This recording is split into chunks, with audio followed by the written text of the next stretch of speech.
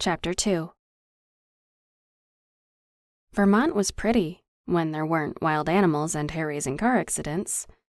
As Imogen and Cookie walked the lane in hopefully the right direction, she took a moment to look around and distract herself by the scenery. The fall leaves hadn't yet started to turn at home, where the tourists had just begun to return home after enjoying the Labor Day weekend. But here, the colors were a vibrant yellow, orange, and even burgundy in places. Not only that, but some of the tree trunks were a beautiful white color, drawing her eye. Occasionally, a squirrel or bird would dart from the bushes, but the woods were relatively quiet as the sky changed from dark to light, as if the transition was a suspension in time, quiet and still. She could see how even a non-outdoorsy person like herself could grow to like the woods and mountains. There was a peace that you couldn't help but feel, even in her current situation. As she walked, Imogen could barely focus, and putting one foot in front of the other was increasingly difficult.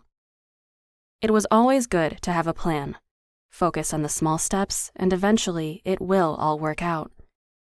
When they encountered the moose, she'd been only a few miles from the cabin where her aunt lived. If she continued north and followed the road, she was bound to find it soon. Luckily, she already had the door code to get in, since her aunt wasn't slated to be discharged from the hospital for another few days. Or maybe it was one day now. Her sense of time was all mixed up. Her plan, not that it worked out, was to come early and prepare the house for her aunt to come home as a surprise.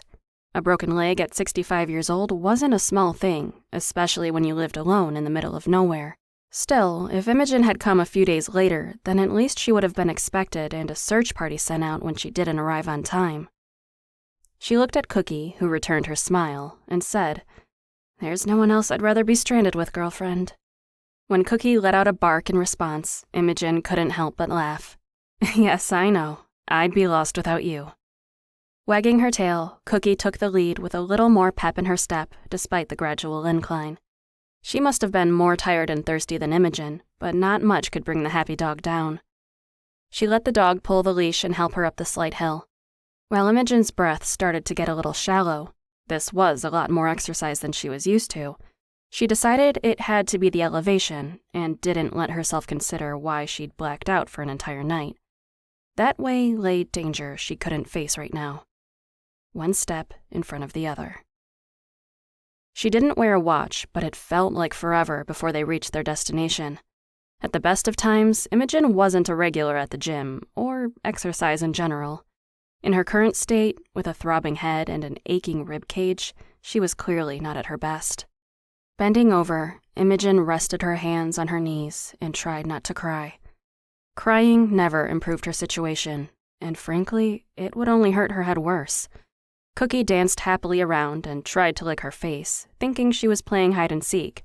Playfully shooing her away, Imogen stood back up, wincing at the ache in her lower back, and prayed to all the gods that there was a bathtub and Epsom salts inside her aunt's cabin.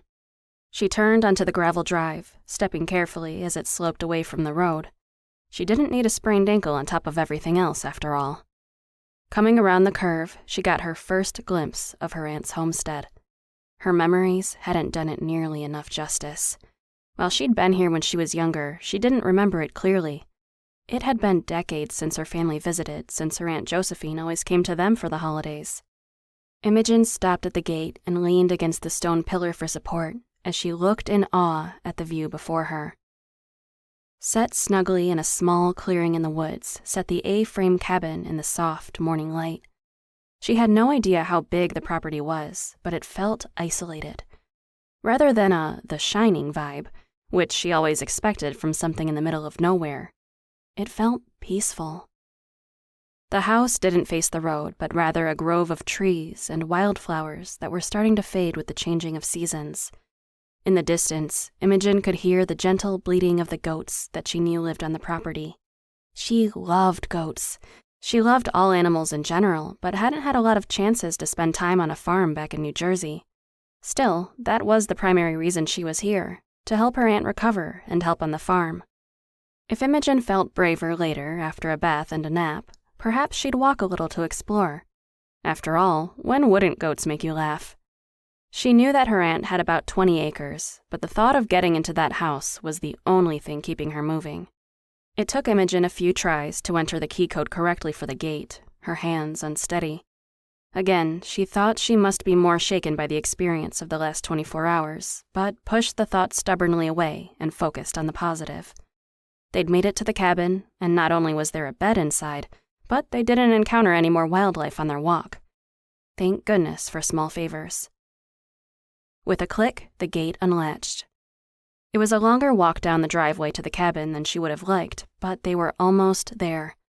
Cookie obviously felt the same way, running off to explore and smell everything she could.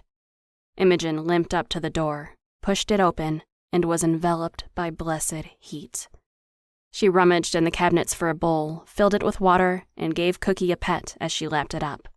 "Not too fast, honey, or you'll just vomit it back up. I know you're thirsty. I'm so sorry that mean moose attacked us." Cookie paused to look up at her with soulful eyes, licked her chops, and looked back down at the now empty bowl. "Sorry, the dog food is in the car. I will get you something soon, I promise. But first, I need a shower and a nap." Imogen walked through the cabin briefly. It was open concept with most everything on the main level and what looked like stairs to a small loft above. There was a wood-burning stove and chimney, unlit for now, but she decided that was the first thing she was going to practice lighting. What could be more idyllic than drinking a cup of hot cocoa in front of the fire? Deciding to play it safe and avoid the stairs for now, she sat on the couch to take off her shoes. Wow, it was comfortable. "Cookie, come sit with me. This couch is amazing. Maybe we should take a little nap." Before she knew it, she was passed out with her shoes still on, and her loyal dog curled up beside her.